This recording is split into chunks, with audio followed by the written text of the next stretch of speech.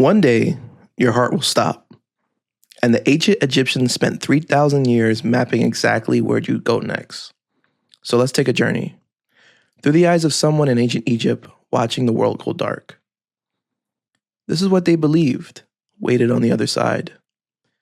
To the Egyptians, death wasn't the end. It was a doorway, and a dangerous one. Because you weren't one thing. You were pieces. The Ka, your life force, the Ba, your soul, a bird with a human head, and the Ak, what you'd become if you'd passed every test, plus your name and your shadow. Death scattered them. Your whole journey was to bring them back together. Lose one, and you could be erased. Your life force needed a home to return to, so for 70 days, embalmers fought decay. They sealed your organs in sacred jars. They pulled the brain out through the nose. They didn't value it, but the heart stayed. Because the heart was you, your memory, your sins, everything you'd done. And soon, it would stand trial. They dried the body, wrapped it, hid charms in the folds, and sealed your face behind a mask, so your soul would always know itself. Then the opening of the mouth, switching your senses back on, so you could breathe and see in the world to come. The doorway opened. You stepped into the Duat, not a pit of fire, a hidden realm of rivers and gates, and it was crawling with danger. Lakes of fire pits, serpents, demons guarding every door, which is why you were buried with spells. The Book of the Dead, passwords for the gates, names for the monsters, a survival guide for your soul.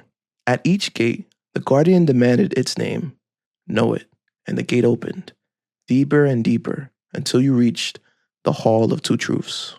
This decided everything. 42 judges lined in the hall, each watching for a different sin.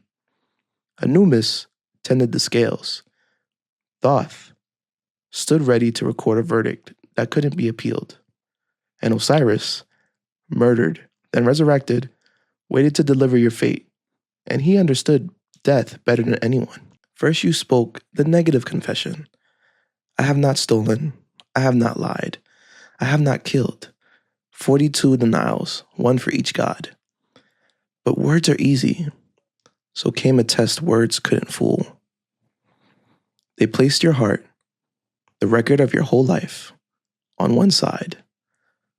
On the other, a single feather, the feather of Ma'at, truth itself. The hall went still. Was your heart light, unburdened by cruelty and lies, or heavy, with every wrong you never made right? Your heart couldn't lie. And waiting below was Ammit, the Devourer. If your heart sank, she'd swallow it whole. But that was the second death. Not a fury hell. Something worse, to be erased. No name, no memory, no you. For a people who built mountains of stone to be remembered, that was the real terror. But say your heart held. Say you lived in balance. Thoth writes it down. Osiris nods. You are a voice of truth. You passed. You step into the field of reeds. It looks like Egypt, but perfect. The grain taller, the river endless, the life you loved with all its hardship lifted away. Even the work was covered. Little servants, Shabbatis, ready to labor in your place. Even paradise gets a day off. And there, your scattered pieces come home, whole again. You became the Ak, the shining one, immortal, exactly as you'd hope. That was the journey. The dark road, the gates, the gods, the heart, the feather, the monster beneath the scales. And one idea that still lands 3,000 years later. In the end, you're weighted by how you live. You couldn't walk your way past those scales. You could only live your way there.